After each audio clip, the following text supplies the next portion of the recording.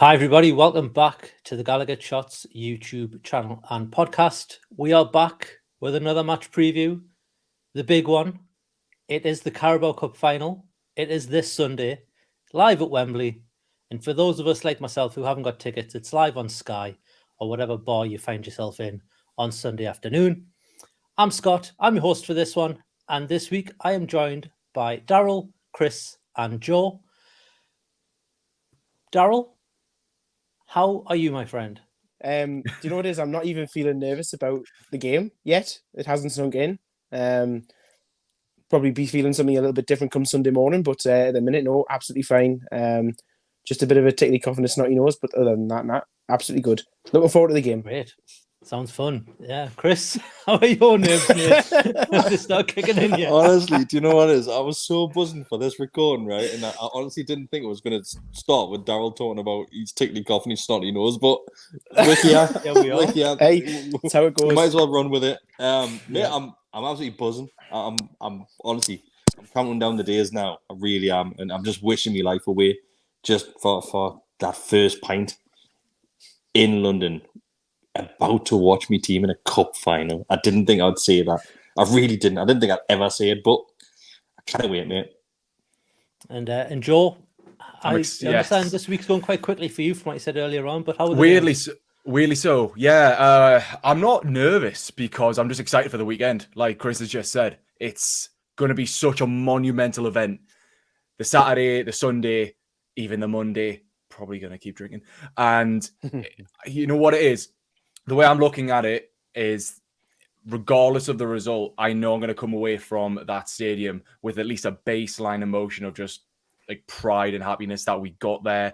And I know for a fact we'll put in a hell of a performance. So I'm just looking forward to the weekend. As everybody is from these parts and beyond, we'll jump into it. Well, before we jump into it, let's just tell you about our sponsor for this match preview. As always, the Gallowgateshots match preview is brought to you by Magpin. They are the go-to site for high-quality, unofficial enamel pin badges of Newcastle players, legends, and retro kits. The website for Magpin, if you want more information, is magpinbadges.bigcartel.com. So we'll jump right into it. And unlike other weeks, I don't want to focus too much on the opposition because I think this should be a preview where we talk more about Newcastle than we talk about the opposition. But we'll just touch a little bit on Man U. They're currently sitting third in the league, 15 wins, 4 draws and 5 defeats with a plus 13 goal difference. They've won the 3 of the last 5 league games. And that's also with a draw against Leeds and a defeat against Arsenal. Joe, I'm going to come to you first, mate. Confidence levels against Man U. Confidence levels are in some ways very high, in some ways very low. We have to take the form of the two teams into account. I don't care what anyone says about form goes out the window for these kind of games. It's weird. It's been a very, very strange season of ups and downs. If you had taken this fixture, I mean, back in October or so, I think a lot of people would say that we were favourites. And as time has progressed and, you know, as events have transpired, we've hit a little bit of a lull there, obviously hitting a high, no least to the form of the likes of Rashford. And it's going to be a major challenge. It really is. The defence is what gives me a lot of hope and a lot of confidence. We're going to come on to one part of that defence probably at some point, briefly. However, I'm still very confident in the form that we've had throughout the whole season. We've had a little bit of a blip. I appreciate we've had a little bit of a blip. Liverpool, but then, you know, there were always going to be a good side. And I think we just have to take the whole season into account. For the most part, we have been very good.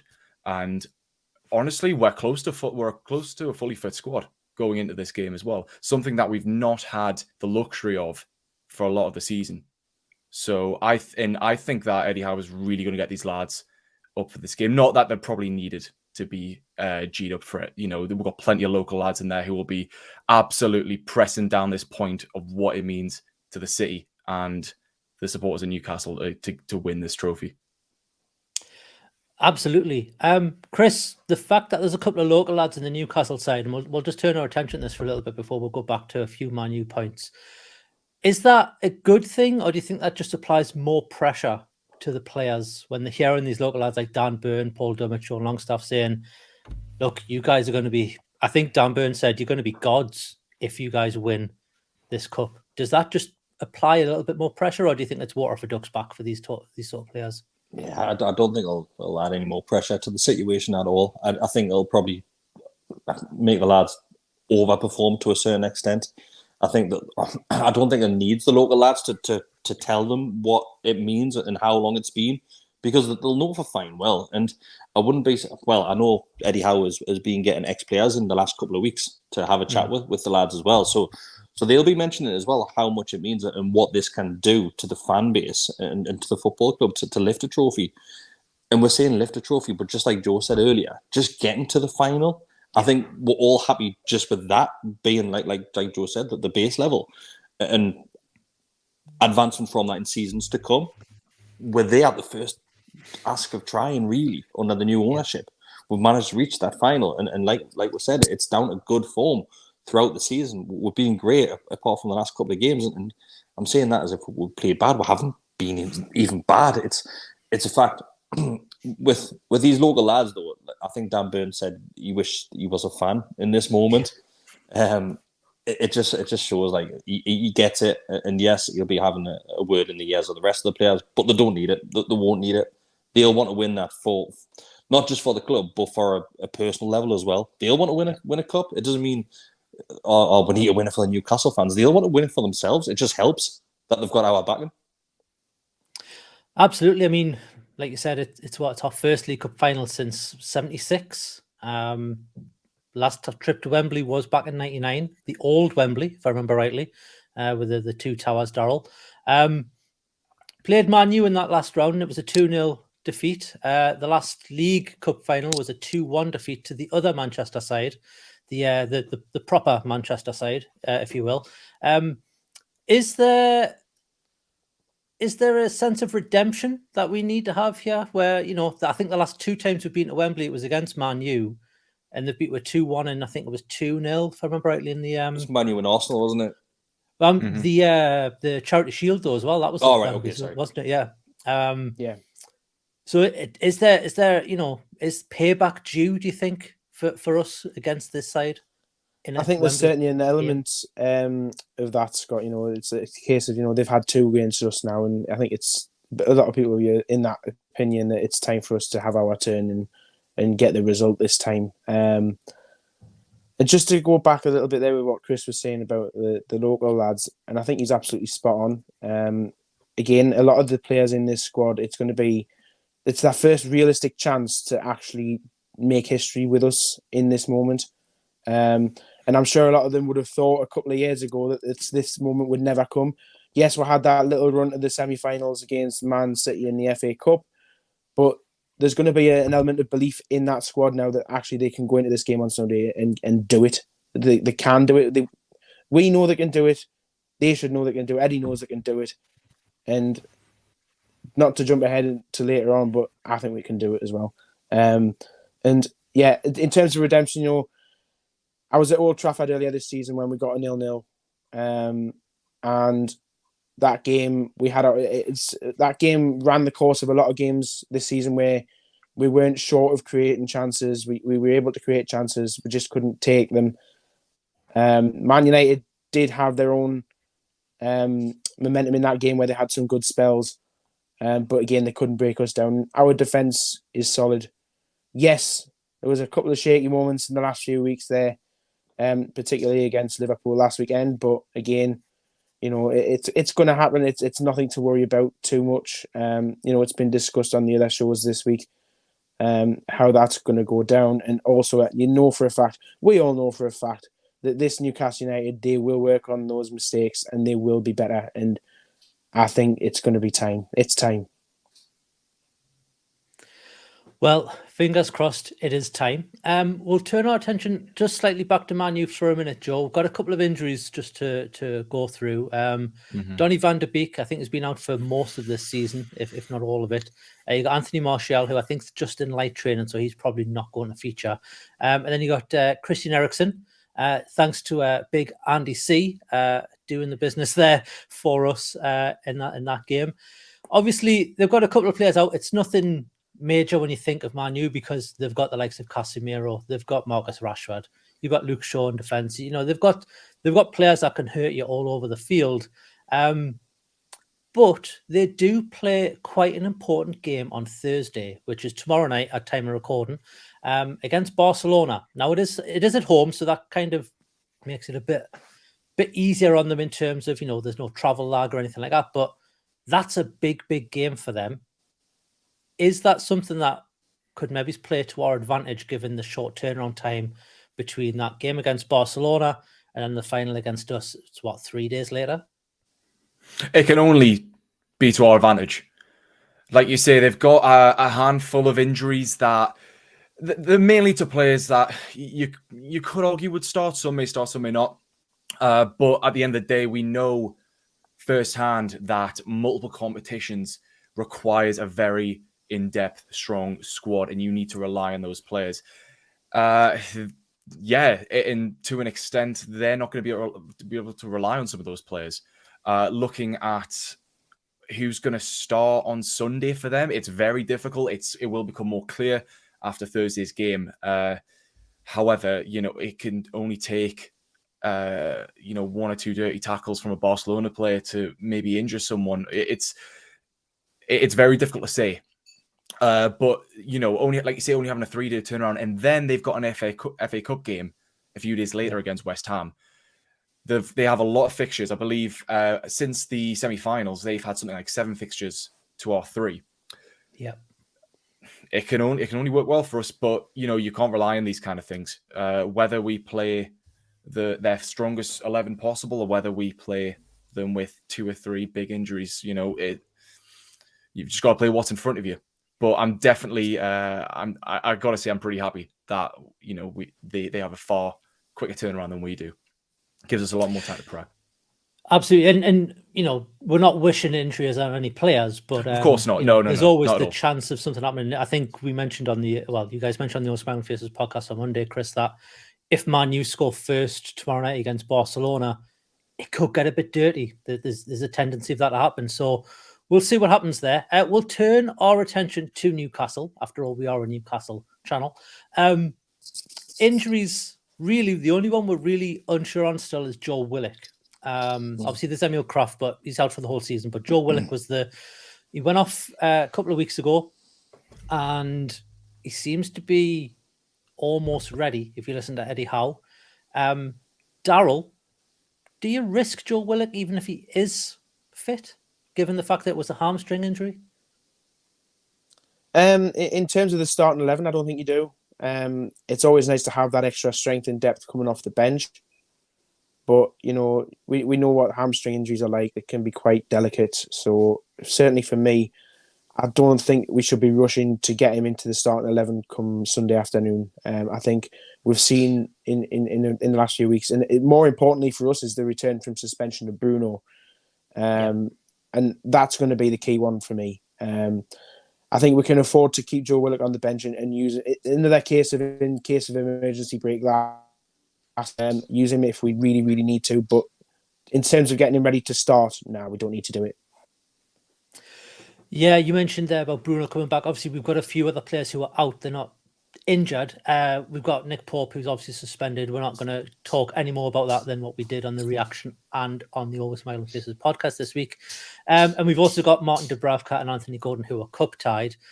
But Kris, Daryl mentioned there the return of Bruno. That's a huge, huge player for us coming back. He's going to be riled up to put in a performance. Do you think he is the deciding factor for us in terms of if he has a good game, we have a really good chance of taking that trophy back up north? Well, already had the proof there, Scott. We haven't won a game without Bruno. in the team, so it's already there, and performances have dipped since Bruno hasn't been involved since the red card. The way I'm looking at this, and I'm trying to be unbelievably positive on this one, and everybody's concerned with Nick Pope not being available because of his red card. And I think a lot of fans have been a bit too harsh on Karius at the moment, but like I said, we'll not touch too much on that. But the way I've been tricking my mind into thinking this, and I hope everybody else is going to agree with this, is that if I was given the option of would I rather have Bruno missing the game or Nick Pope missing the game, I'm having Pope miss that game because Bruno is unbelievably important to everything in this team, not just his position, but everything, defense and going forward, because he just connects every single player on that field. We've seen how well that partnership is on the right-hand side with Trippier and Miggy. We've seen how everything shifts on the left-hand side with Joe Linton. We've seen how he drops back to pick that ball up when the defenders are struggling with confidence or whatever it may be. So Bruno being back is huge, absolutely huge. And he's an emotional character. I just hope that doesn't get the better of him, because he's missed the last X amount of games, last 3 games there now. He's going to be raring to go, and that could work in our favour a hell of a lot. Yeah. But it could go against her as well. Let's say if it gets the penalties as well, it'll be interesting to see if Bruno is confident to step up after missing the last penalty and how devastated he was. Flashbacks. How devastated he was. Once again, showing that emotional side of the player. But let's just hope we'll do the business in the first 90 there. But honestly, like I've just said, Bruno being back for this game, it's so important. I'm really looking forward to seeing him as well. I've missed him. I've really missed him. Yeah, absolutely. Joe, we've talked a little bit about, we've mentioned the Nick Pope suspension and the fact that Dubravka is cup tied. So that leaves Karius in goal. And as Kris has said, I think there's been some maybe unjustified criticism come against him. I mean, he had that bad game against Liverpool. But before that, he was having a good season. I think it was something like 16 clean sheets he was on. Or maybe it was, 16 games and 10 clean sheets, if I remember rightly. He's a good shot stopper. From what I've seen and from what I can remember back then. People say no, but he hasn't played since then. He's been on loan in the Belgian league and in the German league. Besiktas as well. Yeah. Didn't play many, but when he did play, he did all right. I think his last season played 5 games and kept 3 clean sheets, which it's Bundesliga. So take from that what you will. It's a very similar league physically to ours. But I think the big thing with Karius that people are forgetting is he's got the back 4 in front of him that Nick Pope has. And a lot of Nick Pope's clean sheets, yes, he's making some great saves, but the defence have a lot to play towards that as well. Stopping the shots, stopping the players getting in. For that back 4, do you go unchanged? Is there any worry about, we've talked about left-back situations and players who can get in behind. Obviously, Man U have got Rashford, they've got Bruno Fernandes, and they've got Anthony, who can, get in behind these our players. But do you just stay as is for the back 4? Oh, absolutely. Absolutely. That defence has been absolutely fantastic. It's the best defence in the Premier League this season for good reason. We've got this fantastic balance of attack and defence, especially with the Trippier bombing forward, Dan Burn coming back to sort of compensate for that. We're going to need that defensive capability against a very strong Man United side. I know that there was some. There was some criticism with Cher and Botman about regarding Liverpool's goals. Fair enough. That's one of the very few clangers that they've actually had this season. For the most part, they've been absolutely perfect. So there can be really no change there. I'm not even sure if Matty Target is back fit. Yeah, he might be. I think he's in training, but I don't really think we have too much of a choice besides maybe bringing in Lascelles. We need to keep that. Yeah, we need to keep that back four. It's been absolutely fantastic. And as Kris mentioned, with Bruno coming back in, I don't think that we can underestimate the importance of what Bruno does to help that back four when bringing balls down to be that link up between the defense and the attack. So that is going to be massively important for us. I will briefly touch on Karius, if that's all right. Before I say anything, I just want to make clear that Nick Pope is a massive miss for us, and obviously everyone would rather have him starting than any other keeper in the squad. I think we can, it's pretty safe to say. However, this game that people keep referring to with the Champions League, they need to get it out of their minds. It was 5 years ago, I believe. Karius was 24 years old. He had a concussion from Sergio Ramos, and let's remember that he's not just come in out of the cold to come into the squad out of nowhere. He's trained with us for the last few months now since Darlow got that injury. I think it was back in early December. Yep. He's already won us a cup. He's won us the Saudi Cup, the prestigious Saudi Cup. So, he's got a 100% win record in finals. And I'm not being funny here, right? I know it's a very small sample size. I appreciate that. And I do have a little bit of, skepticism as much as anyone else, just because I've not seen a lot of them play recently. But Eddie Howe would not have him in that squad if he didn't think he was capable. Yeah, sure, you didn't expect to start him for this game. But at the end of the day, I think as far as right now third choice keepers go, you're not going to get much better. And we can talk about obviously all the issues that led to it, but it is what it is. I think this game is not going to come down to Karius' individual performance. I think, as you say, that defense is going to be there in front of him doing a fantastic job. And yeah, this game will not be won and lost based on our goalkeeper. I don't think. I could be wrong. I could regret those words, but I think the team's got enough quality in it overall to supplement any potential any flaws in any one position. But Karius is going to be fine. I think the other thing to remember is we have a pretty decent goalkeeping training team. Precisely. It's been a while. Like, we haven't had a bad keeper for a long time, and the coaching staff that are behind that train our keepers have a big part to play with that. Yes, there's individual talent and individual skill, but like, he's been working with them week in, week out, like I say, since December. So who knows what we're going to get? We're probably going to get a totally different keeper that anyone remembers. We'll see what happens. Kris, I'll come back to you about the midfield. Obviously, Bruno walks straight back in. It does mean, though, that one of the three regulars, if you will, are going to lose that space or that place. Sorry. If Willock is fit, probably looking at it's probably going to be him because of his injury. But you've got Joe Linton and Longstaff. Is that what you would expect to see, a Bruno, Joe Linton, and Longstaff centre three, or do you think Willock fits in somewhere and maybe Joe Linton gets moved up to the left like he has done in the past? No, I think what you said first, Longstaff, Bruno, and Joe Linton being that three in midfield. Yep. I'll be very, very shocked to see Willock come in there on the back of an injury, and the fact that Maxi had an unbelievable game against Liverpool, that works in our favour as well. Maxi has to start this game.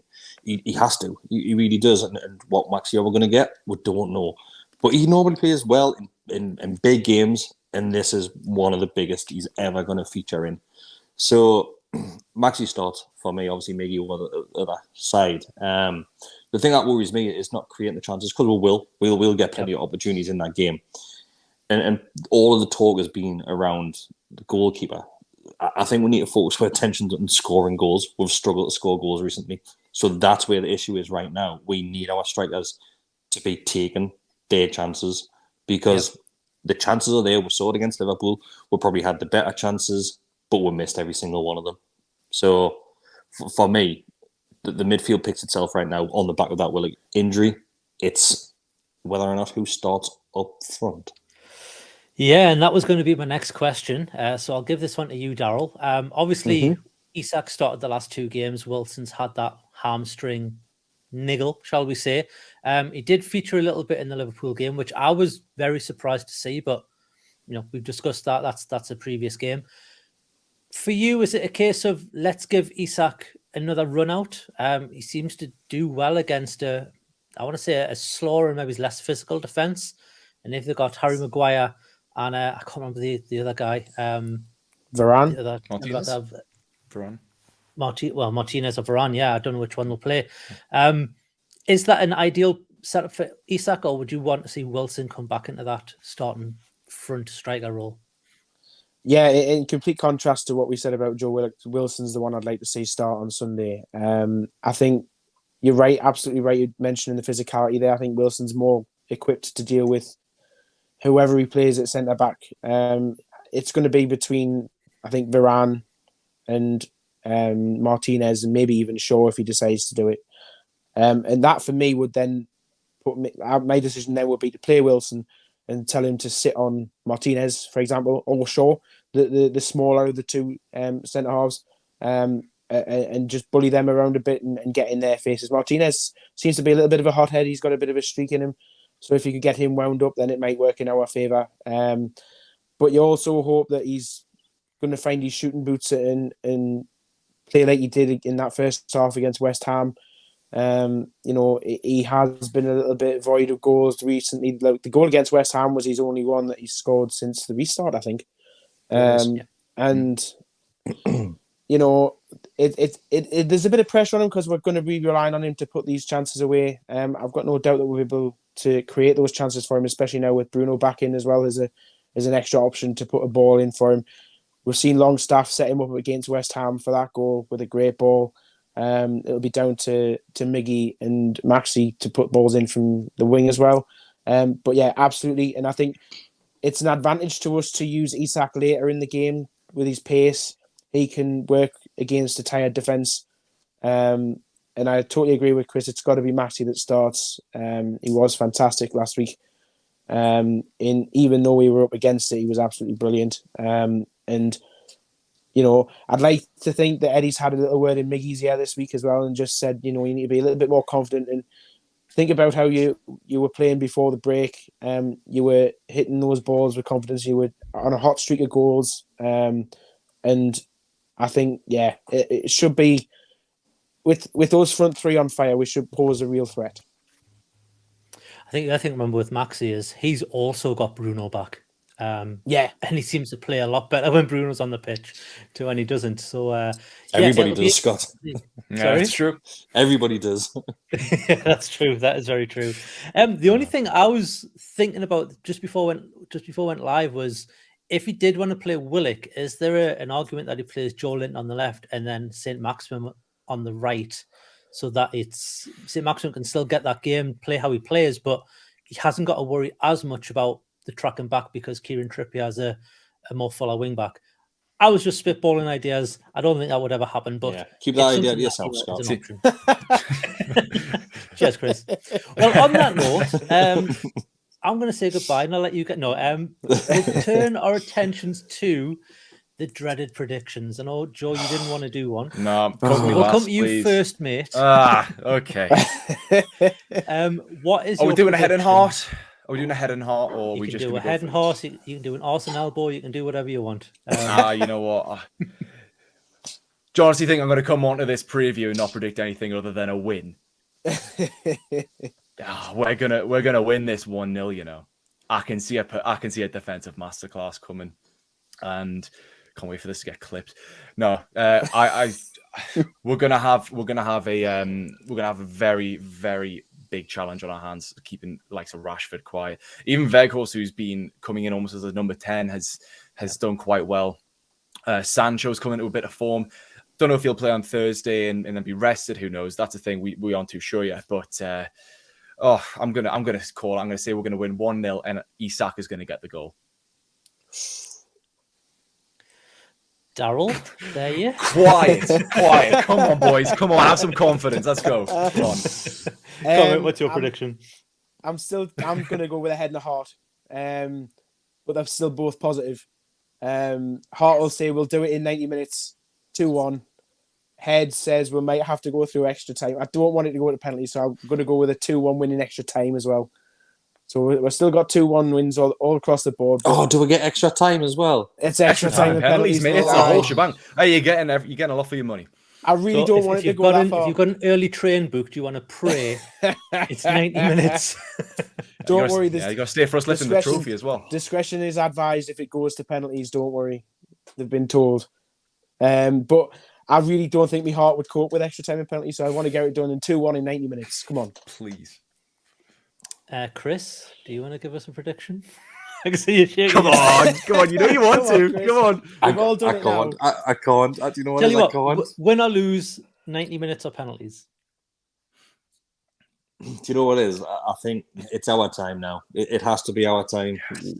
It has to be. And do you know what it is? I think it's going to go right down to the wire as well. I think we'll take the lead early on, and I think at that point we'll probably shit our pants a little bit because we're in the lead and we won't know what to do. And I think we'll just defend for our lives. I'm so confident in its defence. I really am. But then I look at the Liverpool game and I think, shit, like there was a couple of moments in there. Bruno being back is huge.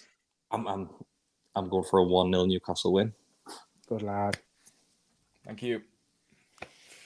Well, you're not getting the one out of me. Right, thanks everybody. You can't do that. I will. I think it'll be 1-0 as well. I'm going to go for a Bruno. I think Bruno's going to I'd love that. hit a peach of a shot from outside the box. I'll cry anyway. About 20 minutes in. He'd cry if that happened. And do you know what? I'll cry if that happens. It'll be me and Do you know Decker what it's crying like? in a pub in London. If it's not the case, right? If we get beat, fair enough. We're there. We've made it. Yeah. That at this moment in time, that is enough for us. Just like how we're happy to finish in the top 6. That's enough. We're not. Of course, we want top 4. Of course, we want that. But we're happy with top 6. We'll take it. Yep. We're taking just this experience right now because it's been a hell of a long time since we've experienced that as a football club and as a fan base to have that opportunity for all of us to get together and celebrate that moment with everybody else, no matter where you're from. Obviously, a lot of us are coming from the Northeast, but Scott, you're coming from Amsterdam. We've got Shade coming from America. We've got Roger coming from Canada. Like, even our lot are coming from all over the world. And it's not just this small section of us. The rest of the fan base, I've seen people coming from China, from Hong Kong, from all over the shop, mate. And that just shows you how much this is. A lot of fan bases turn their noses up at this cup, at the League Cup and this Carabao Cup. They go, I'd rather the FA Cup. We were happy that we won some daft little Saudi Cup not long ago, man. Yep. So, honestly, getting to this point is huge for us, and we're going to soak up every second of this, and we're just going to enjoy it, and hopefully the players do. If they win, absolute cocks out, mate. But honestly, can you imagine how there. wide Jacob Murphy's jaw's going to get if we win this? Oh, Christ. I don't know if we can He get was that way. buzzing for the South. Take up the entire photo. It's going to be like a toddler on coke, just buzzing. He's going to be absolutely buzzing. Coca-Cola, by the way, not. Do you know what it is as well? One of the things which I've been thinking about, and I'm thinking way ahead of myself. Yeah. So lifting the cup, is it a double captain lifting this? Is it Lascelles and Trips lifting it? Yeah. Bruno's dad. Yeah, it is. Bruno's dad. Bruno's dad. He'll be driving the car that brings the ball on at full time. And I know I'm way ahead of myself. In fact, don't even answer that question. Don't jinx it. Don't answer it. Yeah. All right. Yeah. Listen, well, on that note, we'll end it. So before we jinx it anymore, unless Joe, did you have something you want to add, mate? No, I just wanted to reiterate what Kris said. It's a celebration of everything that's happened over the last year, and all I ask of everyone who's going down south, who's going into that stadium, just drown it in a sea of black and white and make some bloody noise, and just show them what this club means to us, regardless, win or lose. Yep. It's going to be a fantastic weekend, and I feel privileged that I get to be there with all of you guys, with everyone, and just witness it. If this club goes in the trajectory that we think it's going to go, this will hopefully not be the only occasion that we get to Wembley, but you only get this first time once, and we just need to embrace it. Just embrace the whole event. It's going to be fantastic. Brilliant. However, lads, come on. It absolutely is. It absolutely Fetch your is. flags and bring your scarves. Don't forget your scarves. Come on. Yep, there is going to be a war flags display at Wembley, from what they've said, and they've also asked everyone to bring their scarves. So yeah, I think we've got a good chance of making this as much of a home game as possible. And I think also, if you look at the resale on tickets, because I've been looking at them very closely because I don't have a ticket, so I've been trying to see what's available. There's a lot of Man U tickets available. There's a lot of those tickets available in the Man U end, and there's hardly any in the Newcastle side. I think that's going to tell its story in itself. But like I said, we'll see what happens on Sunday. Thanks everybody for watching this one. This is probably the the biggest game of our memories of recent times. I know back in the 90s when we got those finals, I was too young to go down to London. I watched the games at home, but I'm glad I'm going to be there for this one, even if I'm not going to be in the stadium, because I think it's going to be an absolute mad couple of days. So we'll see what happens. All that's left to say is thank you, Kris. Thank you, Daryl. Thank you, Joe. Thank you for watching. If you are going down to London, be safe. Don't drink too much. I have to say that. Don't drink too much. You want to remember this game. Drink afterwards. If the worst happens, drink afterwards on the train. Even though you're not allowed to. But, just drink on the train. If you like this sort of content, we do have a whole host of things coming this week. We've got the FPL show back. For those of us who are also focusing on the league, because there are league games this week as well. So the FPL shows there. If you've got some Newcastle Man U players, you're going to have some blank players this week. So Matt and Daniel did that last night. So that should be going up soon. There's also an interview with a Newcastle legend, Kris. Do you want to tell us a little bit about that? There is. So there, over the last couple of days, we have recorded 2 separate videos and podcasts. We have a podcast with Bob Moncur, club legend, the last club captain to lift a prestigious cup, as I want to put it. And he also stayed back and did a Man United for us as well. So there's going to be 2 videos going out at some point over the next days. Both of those will be going out as early access. So if you're not a member, become a member and you'll get access to them. Absolutely. Like Kris said, they'll go early access to all members. That is $2.99 a month if you want to become a member to this channel. Apart from the early access, you also get access to the Telegram group, which is absolutely buzzing at the moment. It's always lively, but it's even more so this time. So just to mention on that as well, Scott, in the Telegram group, if people aren't a member of the Telegram group, what we're all going to be doing, I've just discussed this with Roger before we started recording this, is we are going to download the 3 words app. I think what's it called? Is it My 3 Words? What 3 words? Yeah. So we're going to download What 3 Words, and when all of us are together, we're going to post where we are, so it's easier for everybody to meet up at that point. That's canny. Okay. So join that Telegram group. Come and have a few cans with us. Just come and experience the moment with us. It'd be good to meet everybody because that Telegram group, it's absolutely buzzing at the moment. It has been all season, even more so this week. So yeah, join that one. And we'll see you all down in London. We will. Yeah, thanks everyone for watching. We'll see you in the next one. Let's get a cup, shall we? Easy. Bye, everybody. Bye.